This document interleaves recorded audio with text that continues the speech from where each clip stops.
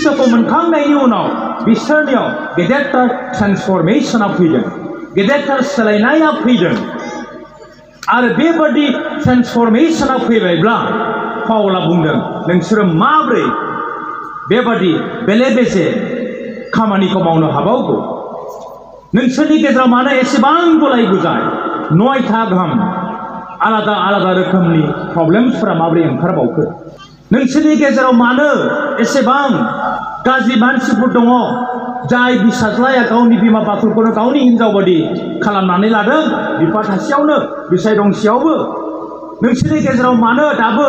बे आफ्रदाइट मोदायजोनि मन्दिराव थांनानै नोथि हिनजावफोरजों मोदोमनि सोमोन्दो लाखिहैबावदों? थारैनो नोंसोरो फोथायनायाव दङना गैया? थारैनो ख्रिस्ट'आ नोंसोराव दंना गैया? बेखौहाय नोंसोरो आनजाद खालामनानै नाय होननानै पौलआ करिन्थियाव थानाय ख्रिस्टियानफोरखौ बुंहरदों। जे दिनखालि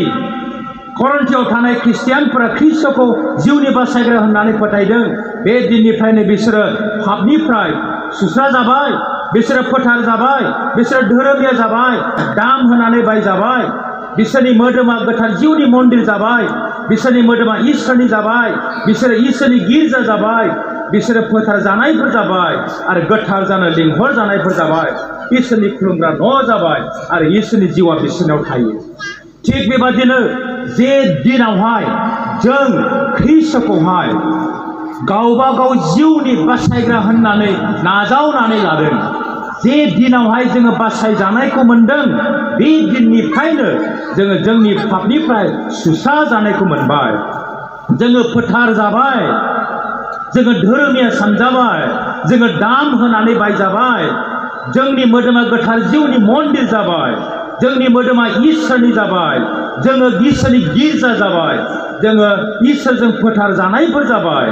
इसोरजों गोथार खालामजानो जोङो लिंहर जाबाय आरो जोङो इसोरनि खुलुमग्रा न' जाबाय आरो इसोरनि जिउआ जोंनियाव थायो। अब्ला बे जोंनि एसे दाम गोसा जे आइडेन्टिटि एबा स्टेटास, बेखौ जोङो कमप्रमाइज खालामनो हाया होननानैहाय पौलआ बुंदों। बिनिखायनो सोरबाया ख्रिस्ट'नियाव दंब्ला बियो गोदान जाबाय, गोजामा थांबाय, बियो गोदान जाबाय होननानै पौलआ बुंदों। बेनिखायनो सोरबाया ख्रिस्ट'नियाव दङब्ला बियो गोदान जाबाय, गोजामा थांबाय आरो गासैबो गोदान जाबाय होननानै पौलआ करिन्थियाव थानाय ख्रिस्टियानफोरखौल' गावसोरनि फोथायनायावहाय प्रेक्टिकेलि गोग्गोमै गसंथानो थिनहराखै, दिनै जोंखौबो बियो बानजायहरदों। थोंजों डक्ट्रिन्सखौल' फोथायनानै गसंथानानै थाब्लाल' जानाय नङा, नाथाय जे डक्ट्रिन्सफोरखौ जोङो फोथायदों, बे डक्ट्रिन्सफोरखौ जोङो जोंनि प्रेक्टिकेल ख्रिस्टियान लिभिंनि दुवारैबो फोरमान होनांगौ होननानैहाय पौलआ बुंदों। The most powerful defense of Christian faith is the kind of life that we live. नोङो गेदेर गेदेर डक्ट्रिन्सफोरखौ फोथायनो हागौ, नोङो philosophical argument, logical argument, theological argument, historical argument, biblical आर्गुमेन्ट्सफोरखौ लाबोनानै नोंनि डक्ट्रिन्सफोरखौ नोङो डिफेन्ड खालामनो हागौ, नाथाय नोंनि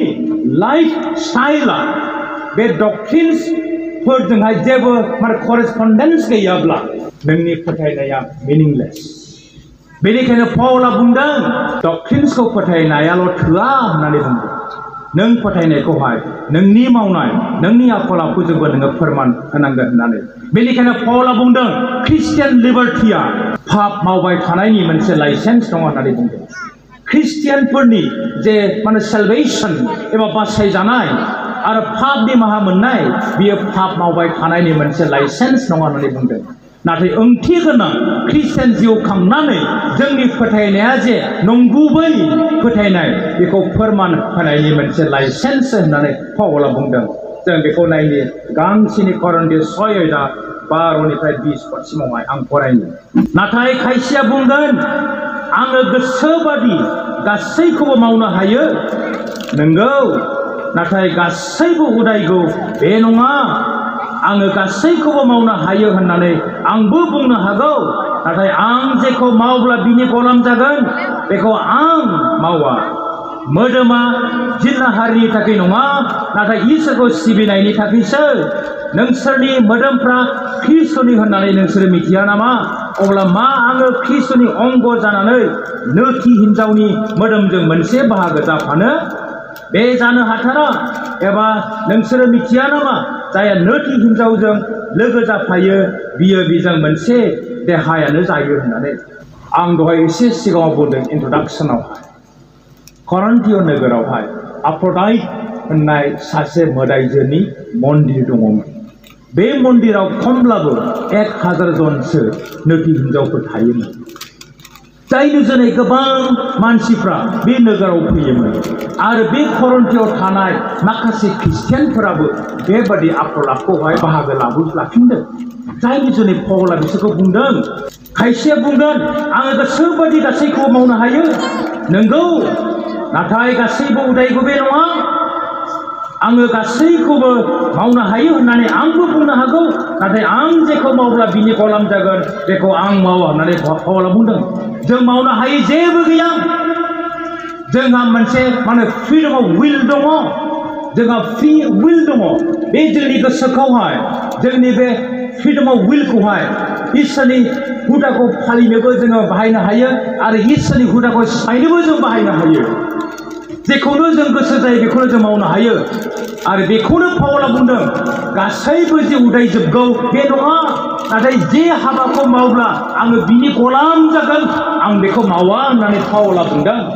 बेनिफ्राय बियो बुंदों Christian liberty is not a license to commit sin it is a license to godly living होननानै पौला बुंदों आरो जोंनि बे ख्रिस्टियान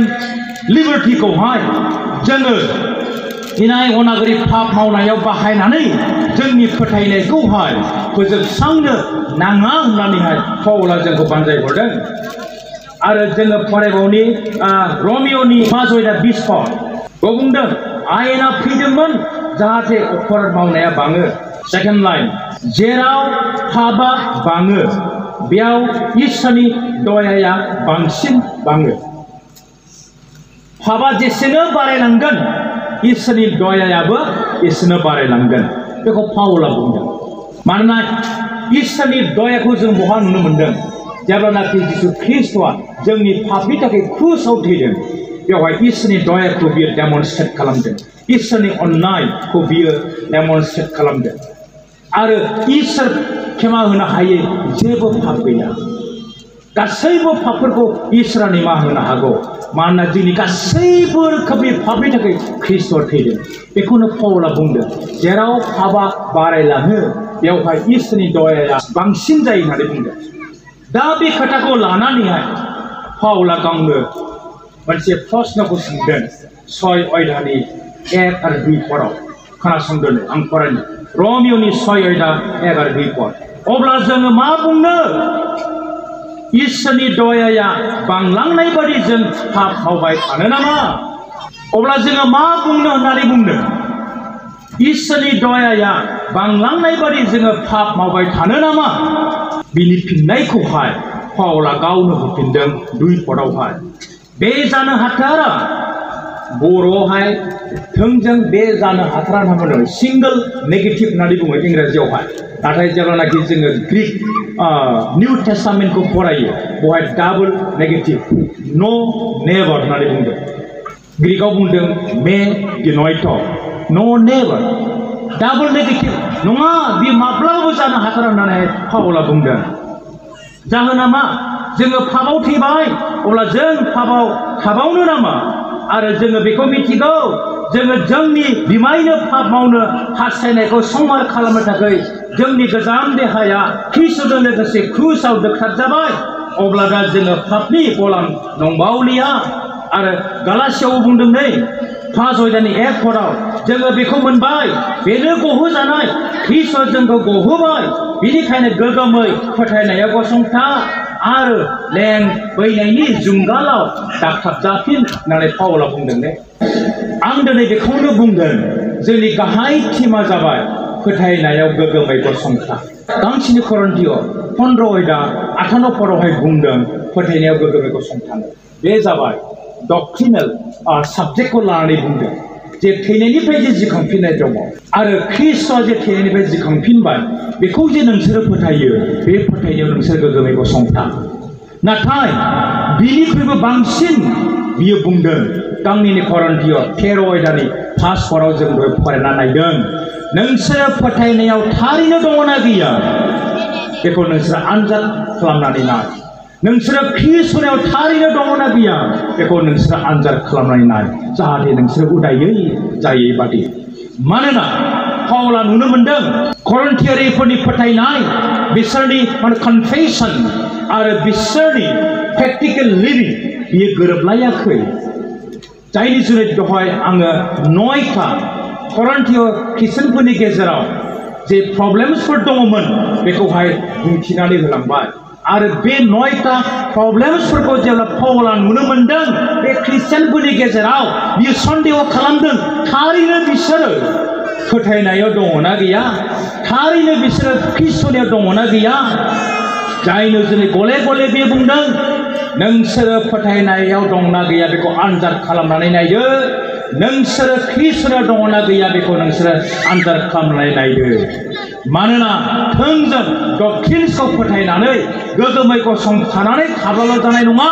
नाथाय नोंसोरनि प्रेक्टिकेल ख्रिस्टियान लाइफनि दुवारैबो नोंसोरो फोरमान होनांगोन जे नोंसोरो थारैनो फोथायनायाव गोग्गोमै गसंथानानै दङ नोंसोरनि फोथायनाय नोंसोरनि मावनाय नोंसोरनि फोथायनाय नोंसोरनि आखल आखु बिनि गेजेरावहाय कनसिस्टेन्सि एबा हारमनिया थानांगोन होननानै पाउला बुङो दिनै इसोरा जोंखौबो दिनै इसोरनि बोसोना जोंखौबो बे पाउलनि बुंनाय बाथ्रानि द्वारै बानजाय हरदों जों बुंदों फोथायनायाव गोग्गोमै गसंथा होननानै गोबांथार डक्ट्रिन्सफोरखौ फोरोंदों गोबांथार थिय'लजिफोरखौ फोरोंदों गोबांथार बाइबेलनि साबजेक्ट्सफोरखौ फोरोंदों बियो गासैबो नांगौ आरो सैथो नाथाय बेजों लोगोसे जोंनि प्रेक्टिकेल ख्रिस्टियान लाइफआ जे जोंनि फोथायनायखौ बेकआप खालामनांगौ जायहा जोंनि बयनिख्रुइबो देरसिन डिफेन्स बैजोंबो जोंनि मावनाय जोंनि आखल आखु नि दुवारैहाय जों जे थारैनो फोथायनायाव गोग्गोमै गसंथानानै दङ बेखौ जों फोरमायथिनि आरो जोंनि फोथायनायखौ जोङो संसारजों गोरोबफानानैहाय कमप्रमाइज खालामा लाबाथानि इसोरा जों बयखौबो बोर होदों थेंक इउ